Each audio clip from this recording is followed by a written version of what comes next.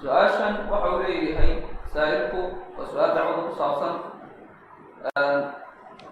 dacwa salafiya miyay tahay jamaacaadka kale dacwadooda mid la mid ah haddii aanay ahayn oo aanay jamaacahayn dacwa salafiya qofka ka tagaa ciqaab mutaysanaya salafiyadu wax kale ma aha macna waa in la raaco salafkii salafku waayo waa rasuulka iyo saxaabada saxaabadii rasuulku uhi khayru nnaasi qarni uma aladiina yaluunahum uma aladiina yaluunahum xisbi la galana maaha iyo urur lagu biiro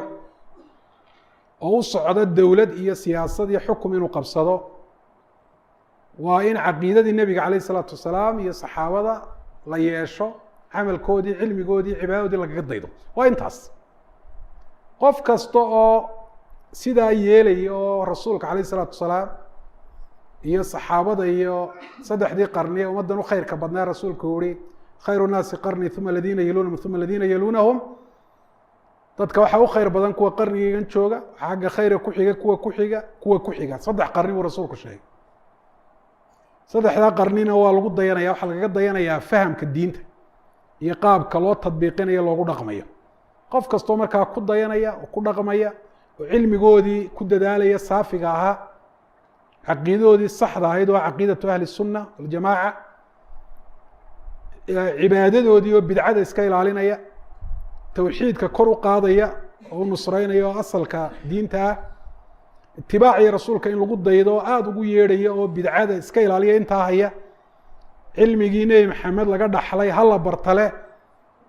bidaca iyo caqaa'idka faasidka ka maran iyo xisbiyaadka iyo siyaasadaha diinta la dhexgeliyey ayaa salafiya waa intaas khalaas qofka kuugu yeedho xisbi uu salafi ku sheegaya haka yeelin adugu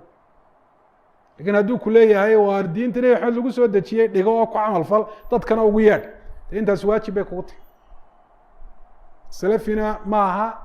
xisbi ay cidi samaysatay waa diinu rabbi alcaalamiin oo dadka oo dhan ay tahay inay bartaan ku camal falaan ay ku dhaqmaan dadka qaarkood baa waxaa dhici karta inay idhahdaan haddaa maxaa keenay in magacan gaarka iyo waxaa maxaa keenay waxaa keenay dee waxaynu ognahay muslimiintu ma wada saxsana ma jiro qof odhan kara muslimiinta wada saxsan hadduu dhaa wada saxsan yihiinna caqiide ahaan iyo cilmi ahaan iyo cibaada ahaan bay wada saxsan yihin mid xadiidkii rasuulka khilaafay buu noqonaya oo rasuulku wuxuu tilmaamay ummaddiisu kuwa saxsan iyo kuwa khaldan ay u qaybsami doonaan waaqicana mid khilaafsan buu noqonaya shiicadu ma saxsan yihin abubakar iyo cumar nacdalaya ila saxaabadu gaalay ahaayeen ee cali bin abi aalib iyo faraciisiina ku talax tegey soo haddana ma laha muslimiin baanu nay marka inaad kuwa ka socanta miyaan ahayn iyagoo islaamnimadii kula sheeganayo laydin kala garta miyaan ahayn ma ceeb baa inaad in kuwaa laydin kala gartaa ceeb maaha wakadalika nufasilu laayaati walitastabiina sabiil mujrimiin kuwa xabaalaha caabudaya ka war ee dad dhintay inay wax dadkan nool u taraan oo ay cuud iyo caruur iyo caafimaad iyo waxaa lamid kaa bixiyaan aaminsan xabaalaha isku masaxaya ee khayr ka rajeynaya ee dhibaatayna ka celiyaan ay saxsan yihin kuwaas ma saxsana marka waa siduu uhi ibnu siriin maxamed ibnu siriin taabici buu ahaa saxaabiga anas binu malik buu ardaygiisa ahaa ma kaanuu yasaluuna can lisnaad buu ihi ragga iyo waxaa layskama wareysan jirin waayo dadku way wada saxsanaayeen yaad wax ka baranaysaa iyo kumaa ku sheekha iyo xadiidka yaa weri waxaa laisma weydiin jirin falamaa waqacat ilfitna qaaluu samuu lana rijaalakum markay bidacu soo baxeen khawaarijta ay soo baxday alkhawaarij fitanku ay dhaceen ayaa la yihi samuu lana rijaalakum waa raggiina noo magacaaba yani saanu isaga eegna dee ma saxsan yihin mise way khaldan yihin khawaarij baa khaldan kuwii nebigu ka digayba ma jahmiya ma murjia muctazila ma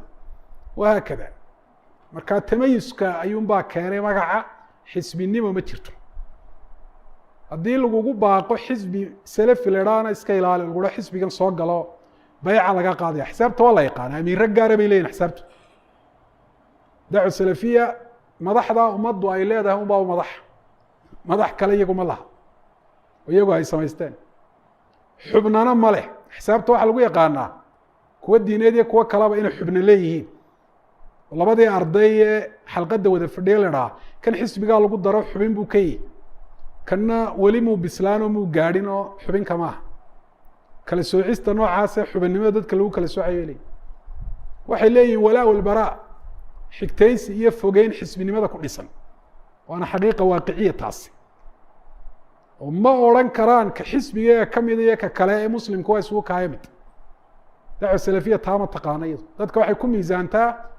yaa ahlulxaqa yaa ahlulbaatila ee yaa xisbiga ka mid iyo yaa ka baxsan miisaankeedu maaha